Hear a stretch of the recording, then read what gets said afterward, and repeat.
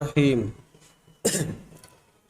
الحمد لله والصلاة والسلام على رسول الله وبعد مشاهدين السلام عليكم ورحمة الله وبركاته باب زيادة الإيمان ونقصانه وقول الله تعالى وزدناهم هدى ويزداد الذين آمنوا إيمانا وقال اليوم أكملت لكم دينكم فإذا ترك شيئا من الكمال فهو ناقص. ایمان میں کمی اور زیادتی کا بیان اور اللہ کے اس فرمان کا بیان کہ ہم نے ان کی ہدایت میں اور ان کے ایمان میں اضافہ کیا اور ایمان والے ایمان میں بڑھ جاتے ہیں. اور اللہ نے فرمایا آج میں نے تمہارے لیے تمہارے دین کو مکمل کر دیا. جب کمال میں سے کوئی چیز چھوڑ دی جائے گی، ترک کر دی جائے گی تو وہ ناقص ہو جائے گی. قال الامام البخاری رحمہ اللہ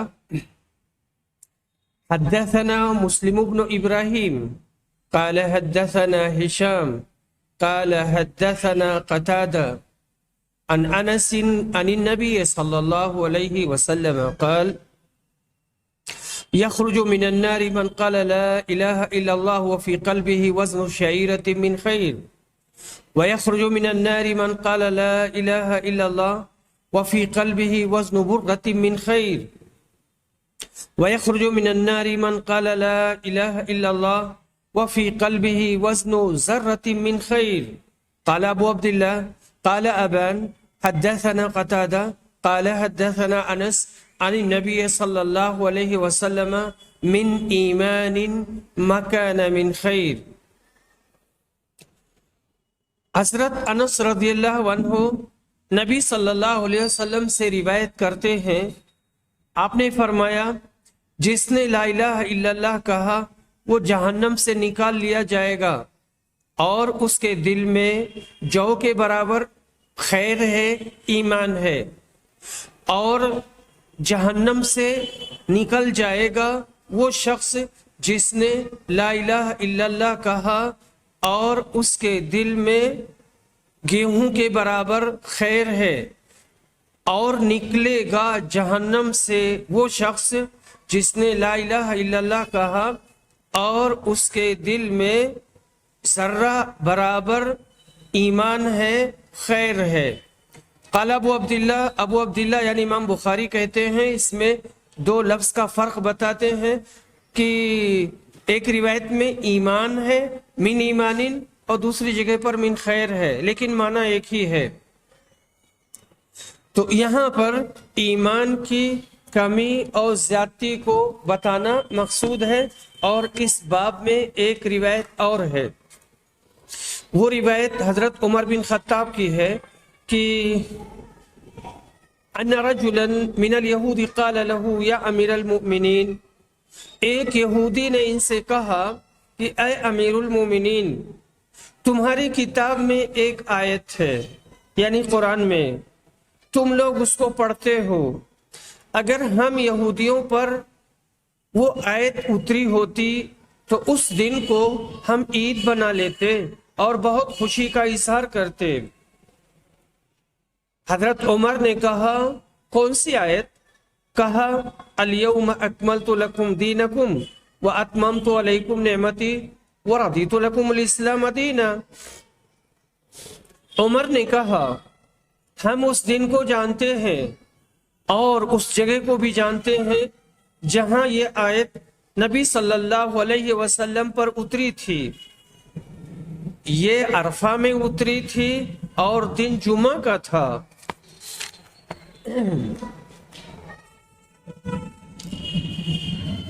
حضرات ناظرین، اس میں ایک لفظ آیا ہے ذرہ. یہ ذرہ کے معنی ہوتے ہیں چیونٹی کے، چھوٹی چیونٹی، اور اس کی جمع ذرات آتی ہے. عام طور سے اس کا ترجمہ ذرہ ہی کیا جاتا ہے، لیکن اصل چیونٹی ہے یہ. اور وہ نہایت چھوٹے چھوٹے ذرات جو خاص طور سے ٹھنڈی کے موسم میں جب سورج نکلتا ہے تو کھڑکیوں سے اڑتے ہوئے دکھتے ہیں جن کا کوئی وزن نہیں ہوتا ہے، اس کو بھی درہ کہا جاتا ہے۔ یہاں پر ایمان کے گھٹنے اور بڑھنے کی بات کہی گئی ہے، حالانکہ باب نمبر 15 میں بھی مومنین کے ایمان کے گھٹنے اور بڑھنے کی بات کہی گئی ہے۔ یہ دونوں چیزیں اپنی اپنی جگہ پر صحیح ہیں اور اپنی اپنی جگہ پر ان کا ایک خاص معنی ہے۔ پہلی روایت یعنی جہاں یہ باب نمبر 15 میں آیا ہے کہ مومنین کے ایمان میں کمی و زیادتی کا ہونا، وہ روایت حضرت ابو سعید خدری سے آئی ہے، وہ عمل کے اعتبار سے ہے۔ اور یہاں حضرت انس بن مالک کی روایت ہے، یہ تصدیق کے اعتبار سے ہے، یہ تصدیق کے اعتبار سے ہے جس کا تعلق دل سے ہے۔ باب تفاضل اہل الایمان فی الاعمال، اس باب میں امام بخاری نے ایمان کی زیادتی ثابت کی ہے کہ بندہ عمل کرتا ہے تو اس سے اس کا ایمان بڑھتا ہے۔ اور اس باب میں یعنی باب نمبر 34 جسے ہم پڑھ رہے ہیں، یہ بتانا مقصود ہے کہ تصدیق کے اعتبار سے بھی ایمان بڑھتا ہے۔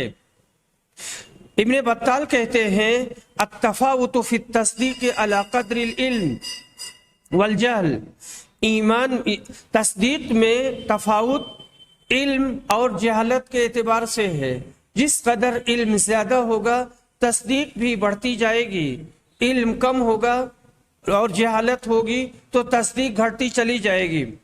فمن قل علمہ، تو جس کا علم کم ہوگا اس کی تصدیق بھی کم ہوگی۔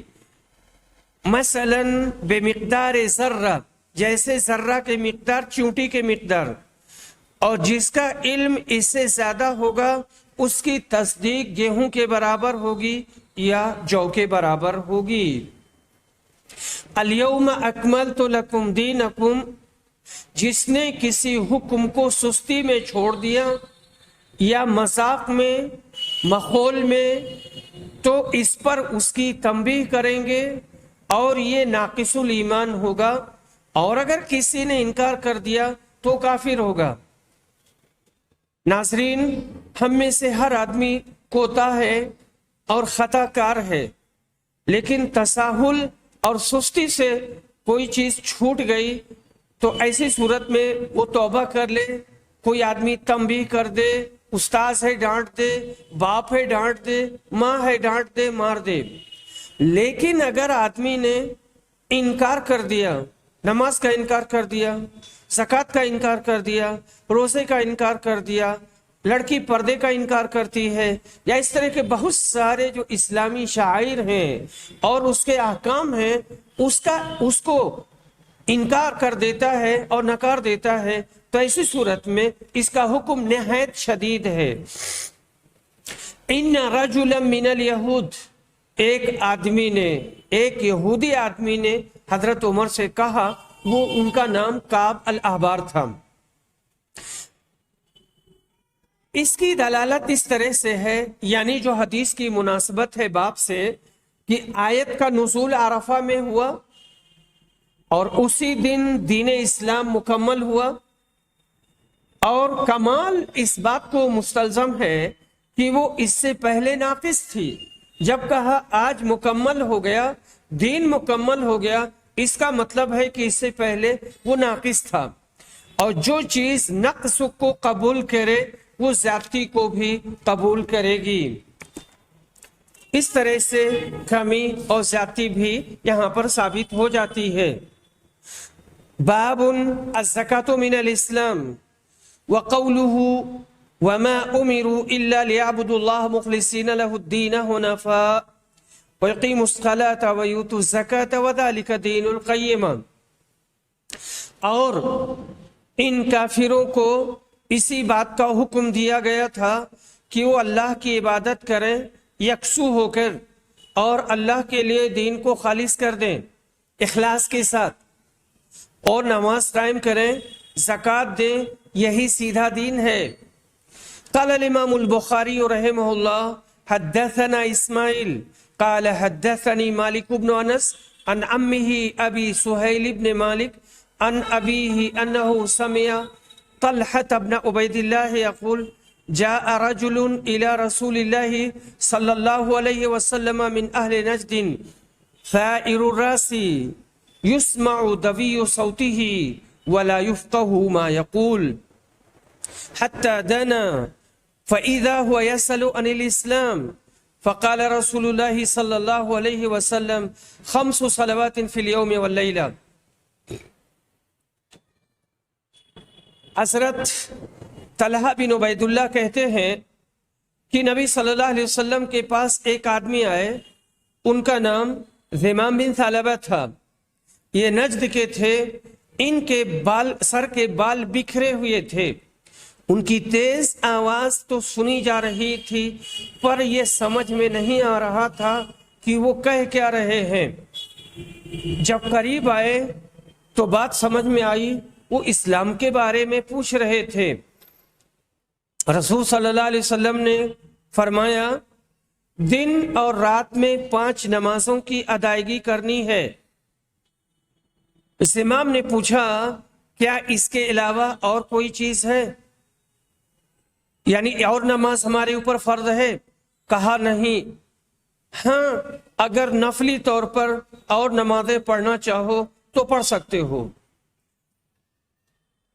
اس کے بعد میں قال رسول اللہ صلی اللہ علیہ وسلم وصیام رمضان، رسول صلی اللہ علیہ وسلم نے نماز کے بارے میں بتایا، اس کے بعد میں پھر کہا اور رمضان کا روزہ رکھنا ہے۔ کہا اس کے علاوہ بھی اور روزہ رکھنا ہے؟ کہا نہیں، ہم اگر نفلی طور پر روزہ رکھنا چاہو تو رکھ سکتے ہو۔ اور رسول صلی اللہ علیہ وسلم نے زکوٰۃ کا تذکرہ کیا۔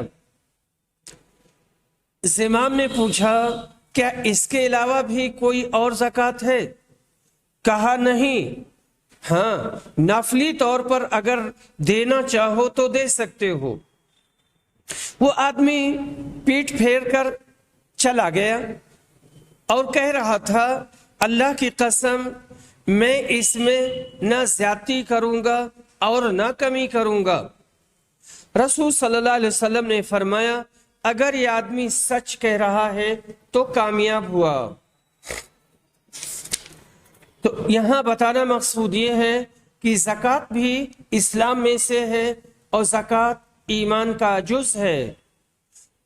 ان کافروں کو اس بات کا حکم دیا گیا تھا کہ یکسو ہو کر اخلاص کے ساتھ صرف اللہ کی عبادت کریں، نماز پڑھیں، زکوٰۃ دیں، اور یہی درست دین ہے، سیدھا دین ہے، ٹھیک دین ہے۔ یہاں جو سند آئی ہے، سند کے سارے راوی مدنی ہیں اور سب ایک دوسرے کے رشتہ دار ہیں۔ اسماعیل ان خالہ ان امہ ان ابیہ ان حلیفہ، یہ سند بنتی ہے، یہ سب رشتہ دار ہیں۔ اسے مسلسل الاقارب کہا جاتا ہے اور مسلسل البلد، یہ مسلسل الاقارب بھی ہے اور مسلسل البلد بھی ہے۔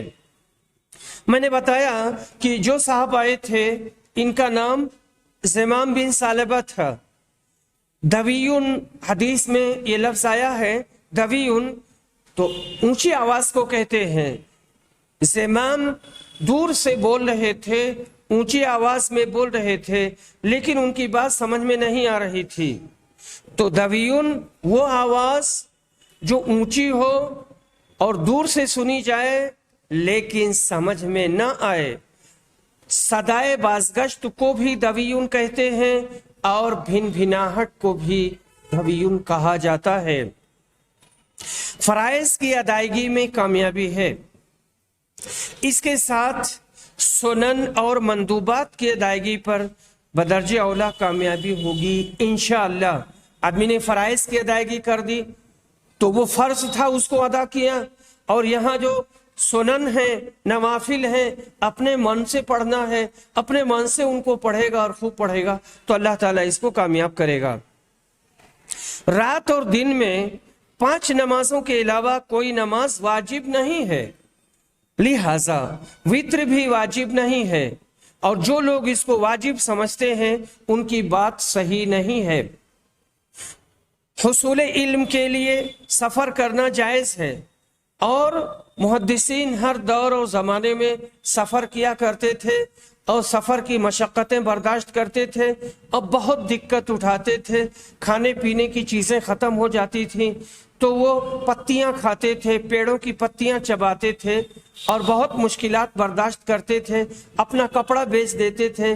ایک آدھ محدث کے بارے میں تو یہ آتا ہے کہ ان کے لیے پہننے کا کپڑا نہیں رہ گیا تھا۔ ان میں سے امام احمد بن حنبل رحمہ اللہ بھی ہیں جو مکے میں تھے اور یہاں سے انہیں یمن جانا تھا اور عبدالرزاق صنعانی سے انہیں ملنا تھا۔ حصول علم کے لیے سفر کرنا جائز ہے۔ وہ آدمی علم حاصل کرنے کے لیے نجد سے آیا تھا، یعنی یہ زمام بن ثعلبہ، بنا ضرورت اور بنا قسم کے مطالبہ کے آدمی قسم کھا سکتا ہے۔ اس آدمی نے کہا تھا واللہ لا ازید، اللہ کی قسم میں اضافہ نہیں کروں گا، تو انہوں نے قسم کھائی تھی اور یہاں قسم کھانے کی کوئی ضرورت نہیں تھی اور نہ ہی ان سے مطالبہ کیا گیا تھا، پر انہوں نے قسم کھائی تھی تو کوئی سچی قسم کھانے میں حرج نہیں ہے۔ کسی مسئلہ میں شک ہو تو اہل علم سے پوچھ کر اسے دور کر لینا چاہیے۔ ساری چیزیں سب کو معلوم نہیں رہتی ہیں، بعض سے بڑے ہوتے ہیں اور بعض سے عظیم ہوتے ہیں، بعضهم فوق بعض۔ تو اگر کوئی مسئلہ سمجھ میں نہیں آتا ہے، قرآن کی باتیں، حدیث کی باتیں، فقہی باتیں، تو چاہے اپنا استاذ ہو، چاہے اپنا دوست ہو، چاہے اپنا شاگرد ہو، کوئی بھی ہو، اسے پوچھنے میں کوئی حرج نہیں ہے اور کوئی دقت نہیں ہے۔ باب اتباع الجنائز من الایمان، جنازہ کے پیچھے جانا یہ ایمان میں سے ہے۔ یہاں جو روایت آئی ہے یہ روایت حضرت ابو ہریرہ سے ہے۔ رسول اکرم صلی اللہ علیہ وسلم نے فرمایا جو مسلمان کے جنازہ کے پیچھے گیا اللہ پر ایمان رکھتے ہوئے اور اجر و ثواب کے لیے، اور وہ اس مسلمان جنازے کے ساتھ رہا یہاں تک کہ اس کا جنازہ پڑھا گیا اور اس کو دفن کر دیا گیا، تو وہ 2 قیرات ثواب لے کر پلٹے گا، ہر قیرات احد پہاڑ کے مانند ہوگا۔ اور جس نے اس پر جنازہ کی نماز پڑھی اس کے بعد لوٹ آیا اس سے پہلے کہ اس کو دفن کیا جائے، یعنی جنازہ کی نماز تو پڑھ لی، پڑھ کر کے فوراً واپس آ گیا تو یہ 1 قیرات نیکی لے کر کے پلٹے گا۔ تو یہ مسلمان کے جنازے میں شریک ہونا چاہیے، اور جنازے میں شریک ہونا اس کی بڑی فضیلت ہے اور اس میں بہت برکت ہے۔ جنازہ کے ساتھ جانا چاہیے اور کوشش کریں کہ نماز پڑھ کر دفن کر کے اور دعا کر کے واپس آئیں۔ اب یہاں دعا کا ایک مسئلہ آتا ہے کہ اپنے سماج میں، خاص طور سے میں یو پی کی بات کر رہا ہوں، کہ امام دعا مانگتا ہے سب لوگ آمین کہتے ہیں، ہاتھ اٹھا کر زور زور سے دعا مانگتا یا دھیرے سے بھی دعا مانگتا، لیکن یہ چیز ثابت نہیں ہے۔ پر ہر آدمی اپنے اپنے حساب سے میت کے لیے دعا مانگے، کیونکہ نبی صلی اللہ علیہ وسلم نے کہا ہے کہ ان کے لیے 7 قدمی کی دعا مانگو، ان سے سوال کیا جا رہا ہے۔ ناظرین، جنازے میں شریک ہونے والوں کو پتہ نہیں کیوں بہت جلدی رہتی ہے۔ گئے، جنازہ پڑھا اور باہر نکلے، موٹر سائیکل اٹھائی، سائیکل اٹھائے، چلے آئے۔ اجی سوچو کل تم کو بھی تو آنا ہے، کل اسی چارپائی پر تم رہو گے تو تم محتاج ہوگے دعا کے۔ آج یہ جنازہ تمہاری دعا کا محتاج ہے اور مسلمانوں کی دعائیں اس کے لیے بہت مفید ثابت ہوں گی۔ تو جنازہ کے ساتھ جانا اور نماز پڑھنا اور پھر جا کر کے دفن کرنا، دعائیں کرنا، اس کے بعد میں گھر واپس آنا، وقت نکال کر جانا چاہیے۔ قیرات، یہاں بتا دیا گیا کہ 1 قیرات احد پہاڑ کے برابر ہے، اور قیرات یہ دینار کا ایک جز ہے، اور اکثر شہروں میں 10واں حصہ مانتے ہیں 1/10، شام والے 24 حصے کا جز مانتے ہیں، یعنی دینار کا 24واں۔ اس میں یا را کے بدلے میں ہے، یا کی رات کہا گیا ہے، اصلاً یہ قرات ہے، یہ قرات ہے۔ نہایہ فی غریب الحدیث جلد نمبر 4 صفحہ نمبر 42۔ یہ جتنی باتیں آئی ہیں بہت پرانے زمانے کی ہیں۔ موجودہ زمانے میں جو دینار چلتا ہے، 1 دینار تو کویت میں چلتا ہے، ابھی پرانے دینار کے مقابلے میں کوئی چیز رہ نہیں گئی ہے۔ یہ ساری باتیں قدیم زمانے کی ہیں، اور کرنسیاں بدل گئی ہیں، وزن بدل گیا ہے۔ یہ ہماری بات تھی جنازہ کے سلسلے میں، اور جنازے میں شرکت ایمان کا جز ہے۔ مشاہدین، جنائز کی بات آئی تو شیخ عبدالحنان سلفی رحمہ اللہ بہت یاد آ رہے ہیں۔ گزشتہ رات ان کا انتقال ہوا ہے، یعنی آج کی رات تقریباً 1 بجے۔ اپنے مردہ بھائیوں کو یاد کرنا اور ان کے لیے دعا کرنا بھی ایمان کی علامت ہے۔ ہم لوگ ایمان ہی میں چل رہے ہیں، اللہ ان کو غریق رحمت کرے، رحمہ اللہ رحمت واسعہ وادخلہ فسیح جناتی۔ باب خوف المرء ان يحبط عمله وهو لا يشعر۔ مومن کا اس بات سے ڈرنا کہ کہیں اس کا عمل ضائع نہ ہو جائے، برباد نہ ہو جائے، اور وہ جان نہ پائے۔ ابراہیم تیمی کہتے ہیں، میں نے جب بھی اپنے قول کو اپنے عمل پر پیش کیا ہے تو مجھے اس بات کا خوف ہوا کہ میرے قول اور فعل میں تضاد ہے، ان اکون مکذبا، جھٹلانے والا نہ ہو جاؤں، یعنی میرے قول و فعل میں تضاد ہو۔ وقال ابن ابی ملیکہ، ابن ابی ملیکہ کہتے ہیں، میں نے نبی صلی اللہ علیہ وسلم کے 30 صحابہ کو پایا ہے، یہ سب کے سب اپنے اوپر نفاق کی بابت ڈرتے تھے اور خوف کھاتے تھے۔ ان میں سے کوئی ایسا نہیں تھا جو یہ کہتا ہو کہ اس کا ایمان اور حضرت جبریل اور میکائیل کا ایمان ہے، یعنی جبریل اور میکائیل کے ایمان کی طرح سے ان کا ایمان نہیں ہے۔ حضرت حسن سے مروی ہے، ان کے بارے میں کہا جاتا ہے، حسن سے مراد حسن بن ابی الحسن البصری، نفاق سے مومن ہی ڈرے گا، اور نفاق سے منافق ہی اپنے آپ کو مامون اور محفوظ سمجھے گا۔ اور یہاں یہ مسئلہ بھی بیان کرنا ہے کہ گناہ پر اور نفاق پر جمنا نہیں چاہیے بغیر توبہ کے۔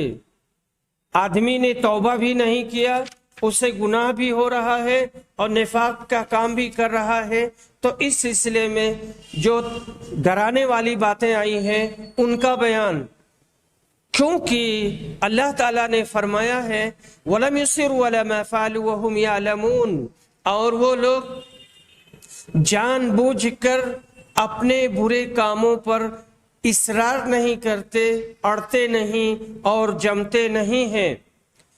قال الامام البخاری رحمہ اللہ حدثنا محمد بن عرعرہ قال حدثنا شعبة عن زبید قال سألت ابا وائل عن المرجئہ فقال حدثني عبد الله ان النبي صلی اللہ علیہ وسلم قال سباب المسلم فسوق وقتاله کفر۔ زبید کہتے ہیں کہ میں نے ابو وائل سے مرجیہ کے بارے میں پوچھا تو انہوں نے کہا، مجھ سے عبداللہ بن مسعود نے بیان کیا کہ رسول صلی اللہ علیہ وسلم نے فرمایا، مومن کو گالی دینا فسق ہے اور اس سے قتال کرنا کفر ہے۔ دیکھیے، فسق کے معنی ہوتے ہیں اللہ کی اطاعت سے نکل جانا، اور کہا گیا ہے مومن سے لڑنا کفر ہے۔ کفر یہ حقیقی نہیں ہے، یہ حقیقی کفر نہیں ہے، اور اس کفر کہا گیا ہے، یہ کفر جو ہے मुबालगतन कहा गया है। मुर्जिया की वजह तस्मिया, अभी बहुत सारे अबवाब में मुर्जिया का तस्करा आ रहा है और मुख्तलिफ अंदाज में इमाम बुखारी रहमहुल्लाह साबित कर रहे हैं कि मुर्जिया का मौक़िफ़ सही नहीं है, गलत है, ईमान के मुसम्मा में अमल दाखिल है। ये अर्जा से मुश्तक़ है, इसका माना है मुअख्खर करना। अर्जा युरजिउ इरजाअन, मुअख्खर करना, तो एक माना ये हुआ मुअख्खर करना। और अगर इसको रजा से माने, रजा से मुश्तक़ माने, तो रजा के माने होते हैं उम्मीद करना। ये हजरत गुनाह के बावजूद बहुत ज़्यादा उम्मीदें अल्लाह से वाबस्ता करते हैं और बख्शिश की उम्मीद और उम्मीदें अल्लाह से करते हैं कि अल्लाह ताला हमें माफ़ कर देगा। और वो कहते भी हैं जब हमारे पास ईमान है तो ईमान के साथ मासियत और गुनाह नुकसानदेह नहीं है। सहाबे किराम का खौफ, ये हजरात निफाक से बहुत ज़्यादा डरते थे। इसका ये मतलब नहीं है कि वो इसमें हकीकत में मुब्तला हो गए थे। ये उनके कमाल वरा और कमाल तकवा की दलील है, जो भी बाब में आया था कि इतने सहाबा से हम मिले हैं, हर आदमी को इस बात अपने सिलसिले में निफाक का खौफ था। ये उनका तकवा है और उनका वरा है और उनकी परहेजगारी है।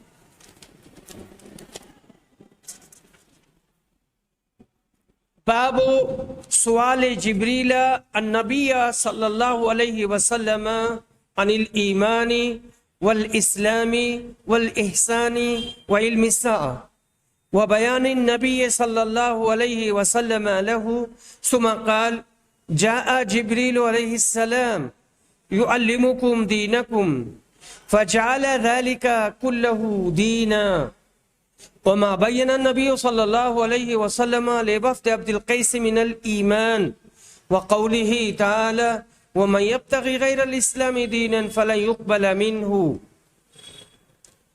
ये हदीस जिब्रील है।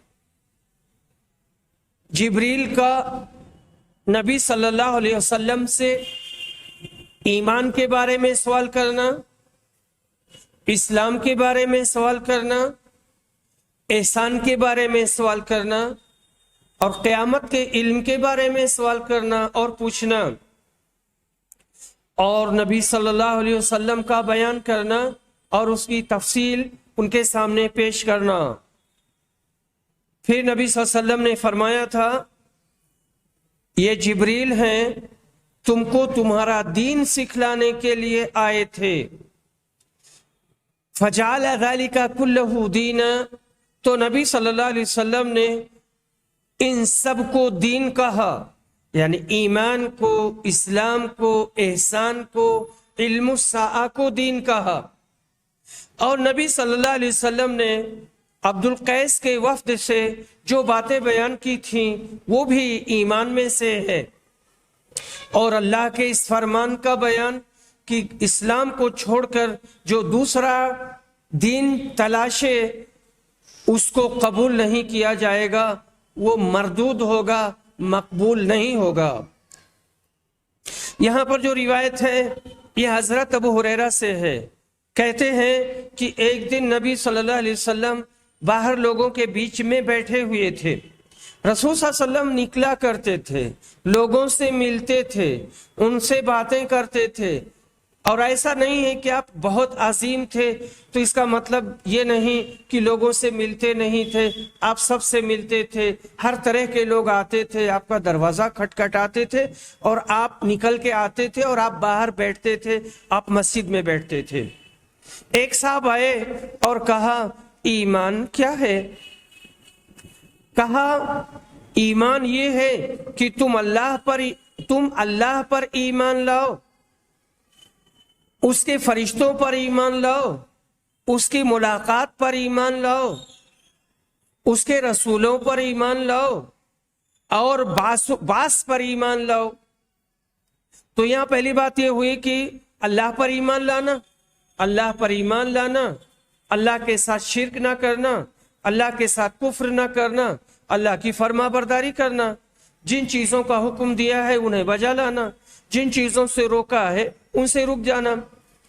اور اللہ کے فرشتوں پر تو اللہ نے فرشتے بنائے ہیں اور ان کو مختلف قسم کے کام دیے ہیں، اس پر ایمان رکھنا اور اس کو ماننا۔ اور اللہ سے ملاقات، یعنی قیامت کے دن اللہ سے ملاقات ہوگی، بندہ اللہ کے سامنے بیٹھے گا، اپنے کاموں کا حساب و کتاب دے گا، جواب دے گا۔ اور اللہ کے رسولوں پر ایمان لانا کہ اللہ تعالیٰ نے انسانوں کی ہدایت کے لیے مختلف ادوار میں رسول بھیجے ہیں، تو ان سب پر ایمان رکھنا۔ اور بعث و نشور پر ایمان رکھنا۔ یہ بعث کا تعلق قبر سے ہے، قبر سے جو اٹھایا گیا تو اس کو بعث کہتے ہیں، تو اس پر بھی ایمان رکھنا کہ اللہ تعالیٰ لوگوں کو اٹھائے گا، ان کی قبروں سے نکالے گا، تو صرف قبر ہی سے نہیں نکلیں گے، کتنوں کو جلا دیا جاتا ہے، پانی میں پھینک دیا جاتا ہے، قبروں میں دفن کر دیا جاتا ہے۔ یا یہ کہ کچھ قومیں ایسی ہیں جو اپنے مردوں کو اٹان پر رکھ دیتی ہیں، ان کا خاص قبرستان ہوتا ہے، اس پر اٹان ہوتے ہیں، اونچی سی جگہ ہوتی ہے، اسی پر اپنا مردہ رکھ دیتے ہیں، پرندے آتے ہیں اس کو کھا کے چلے جاتے ہیں۔ ان سب کو اللہ تعالیٰ اٹھائے گا، ان کے نکالنے میں، ان کو اٹھانے میں کوئی دقت نہیں ہے اور کوئی اشکال نہیں ہے۔ اس کے بعد انہوں نے پوچھا اسلام کیا ہے؟ کہا اسلام یہ ہے کہ تم اللہ کی عبادت کرو اور اللہ کے ساتھ کسی کو شریک نہ ٹھہراؤ، اللہ کی الوہیت میں، اللہ کی عبودیت میں، اللہ کے اسماء و صفات میں، اور تم نماز قائم کرو اور فرض زکوٰۃ کی ادائیگی کرو اور رمضان کا روزہ رکھو۔ انہوں نے کہا احسان کیا ہے؟ نبی صلی اللہ علیہ وسلم نے کہا تم اس طرح سے ڈوب کر اللہ کی عبادت کرو گویا کہ تم اللہ کو دیکھ رہے ہو، گویا کہ تم اللہ کو دیکھ رہے ہو۔ اگر یہ مزاج نہ بنے اور یہ تصور نہ قائم ہو سکے تو اللہ تو تم کو دیکھ ہی رہا ہے۔ یہ چیز ذہن و دماغ پر غالب رہے، یہ نفسیات غالب رہے کہ اللہ ہم کو دیکھ رہا ہے، ہمارے دین کو، ہمارے ایمان کو، ہماری نماز میں حاضر باشی کو۔ انہوں نے پوچھا قیامت کب آئے گی؟ نبی صلی اللہ علیہ وسلم نے کہا جس چیز کے بارے میں ہم سے سوال کیا گیا ہے ہم سوال کرنے والے سے زیادہ نہیں جانتے، لیکن ہم اس کی علامتیں اور نشانیاں بتائیں گے۔ دیکھو، جب لونڈی اپنے آقا کو جنے تو یہ قیامت کی نشانی ہے، اور جب کالے اونٹوں کے چرواہے محلوں میں عیش کریں، فخر و مباحت کریں، 5 چیزیں ایسی ہیں جن کو اللہ کے علاوہ کوئی نہیں جانتا۔ پھر نبی صلی اللہ علیہ وسلم نے یہ آیت پڑھی ان اللہ عندہ علم الساعہ ثم ادبر۔ اس کے بعد یہ آدمی چلا گیا۔ نبی صلی اللہ علیہ وسلم نے کہا ان کو واپس لاؤ، بلاؤ۔ نکلے، لپکے پر کوئی چیز نظر نہیں آئی۔ آپ نے کہا یہ جبریل تھے، یہ لوگوں کو ان کا دین بتانے اور سکھانے کے لیے آئے تھے۔ قال ابو عبداللہ امام بخاری کہتے ہیں تو نبی صلی اللہ علیہ وسلم نے ان سارے امور کو دین قرار دیا۔ یہ حدیث جبریل ہے، اس میں شریعت کے تقریباً بہت سارے مسائل یا سارے مسائل آ گئے ہیں۔ اس کو ام السنہ کہا جاتا ہے۔ امام بخاری رحمہ اللہ یہ بتانا چاہتے ہیں کہ ایمان، اسلام اور دین سب ایک ہے۔ ایمان اور اسلام جب ایک ساتھ آئیں گے تو اسلام کا تعلق ظاہر سے ہوگا، یعنی ظاہری تابعداری، اور ایمان کا تعلق دل سے ہوگا، باطن سے ہوگا۔ لیکن جب الگ الگ آئیں گے تو دونوں کا معنی ایک ہوگا. اسی لیے کہا جاتا ہے اذا اجتمع افترق و اذا افترق اجتمع. اسلام اور ایمان جب ایک ساتھ آئیں گے تو معنی الگ ہو جائے گا، اور جب الگ الگ آئیں گے تو دونوں کا معنی ایک ہوگا. حضرت جبریل انسانی شکل میں لوگوں کو دین سکھلانے آئے تھے. یہ آتے ہی سوال کرنے لگے اور نبی صلی اللہ علیہ وسلم کو سلام نہیں کیا، تاکہ لوگ یہ سمجھیں کہ کوئی دیہاتی آدمی ہے اور یہ مہذب و مثقف نہیں ہے. آئے اور اپنا مدعا اور اپنا مقصد فوراً رکھ لیا. کچھ روایتوں سے پتہ چلتا ہے کہ جبریل نے سلام کیا تھا.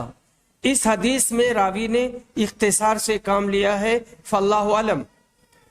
وَبِلِقَائِهِ، قیامت کے دن پر، اللہ سے ملاقات پر، یعنی قیامت کے دن پر، یہی اللہ سے ملاقات کرنے کا دن ہے.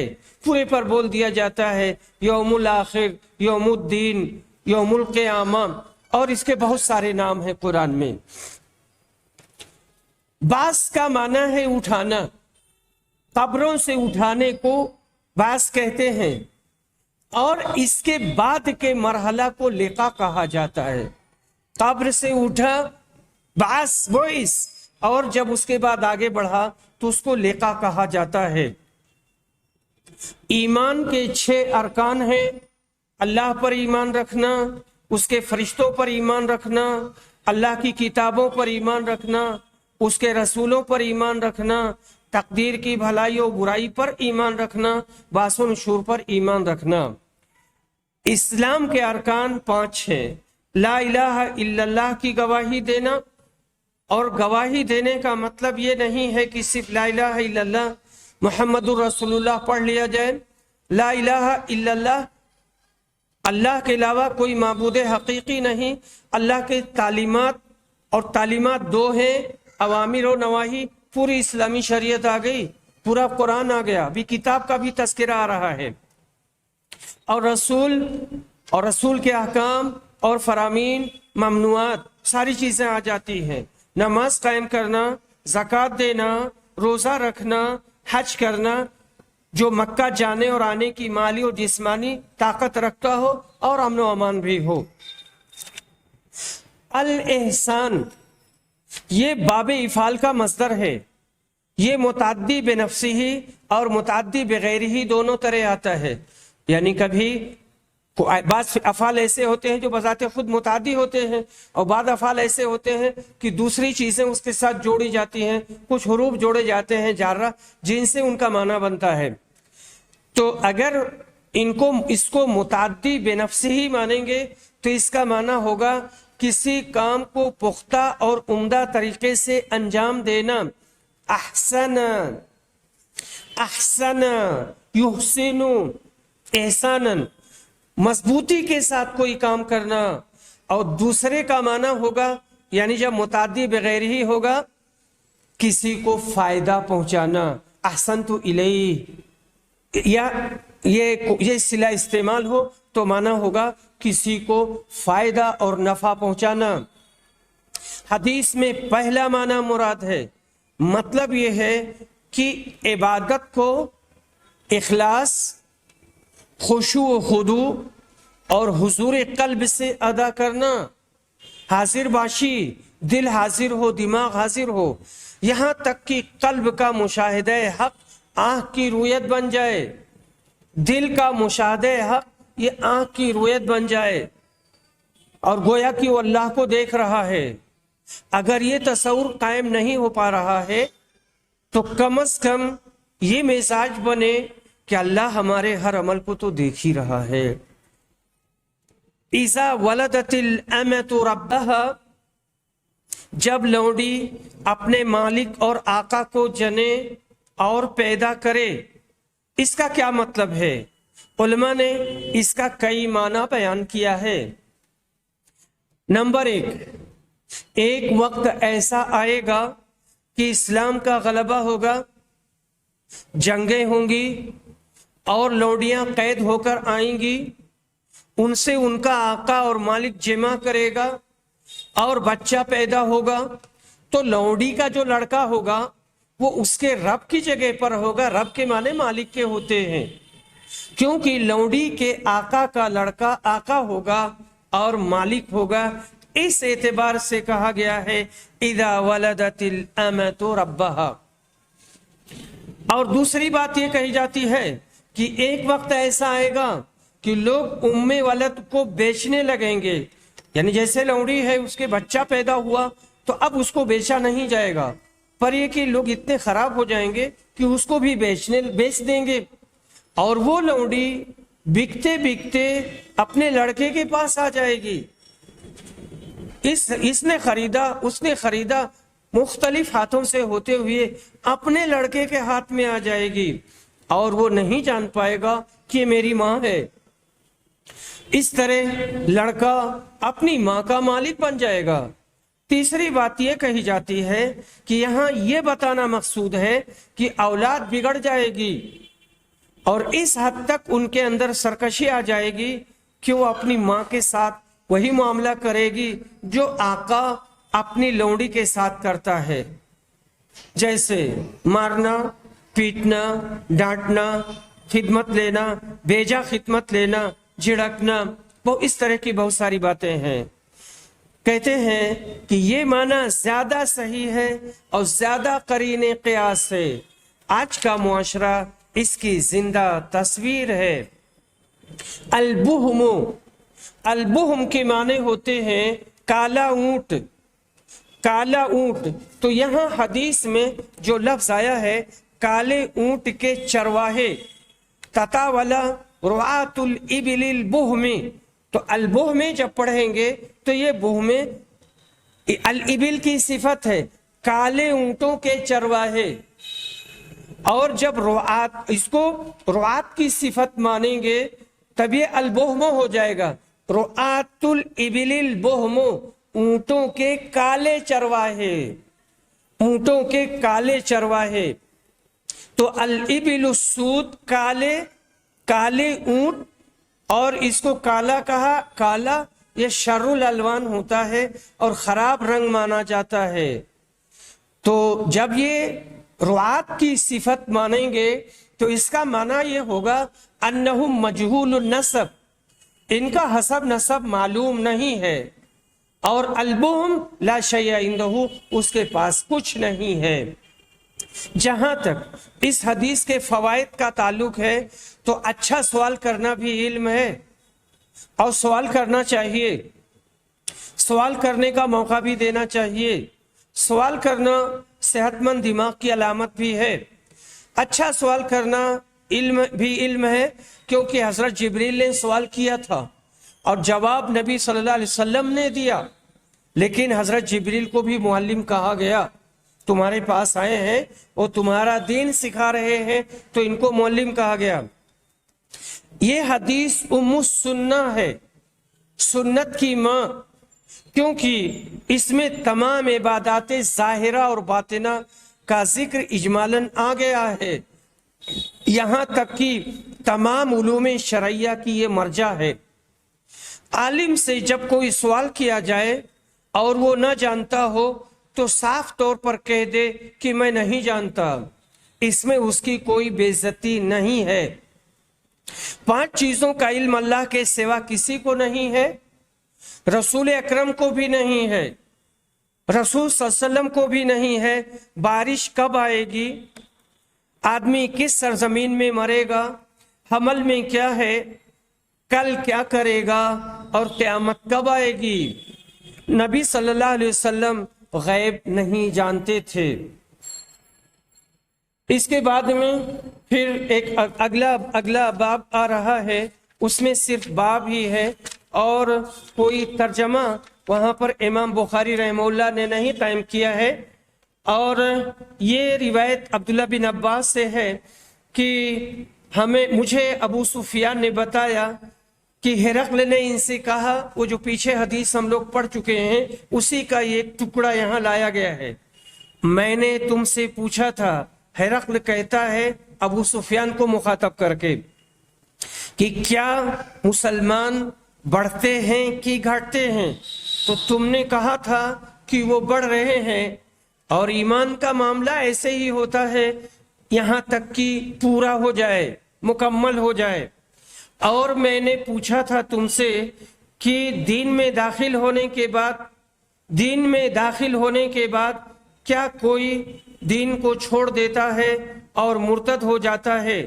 تو تم نے کہا نہیں، اور ایمان کا معاملہ ایسے ہی ہوتا ہے۔ ایمان کی بشاشت، ایمان کی مٹھاس جب دل میں داخل ہو جاتی ہے تو کوئی اس کو ناپسند نہیں کرتا ہے اور کوئی اس سے خارج نہیں ہوتا ہے اور نکلتا نہیں ہے۔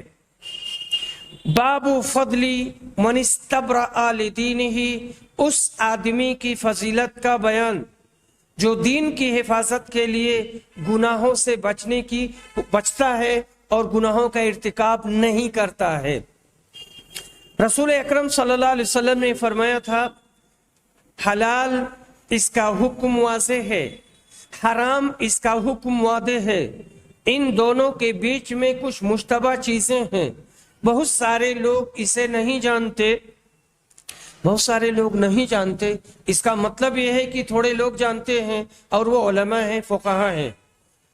جو شبہات سے بچا اس نے اپنے دین کو اور اپنی عزت و آبرو کو بچا لیا، اور جو شبہات میں پڑا تو یہ ایسے ہے جیسے کہ بادشاہ کے چراگاہ کے ارد گرد چرانے والا چرواہا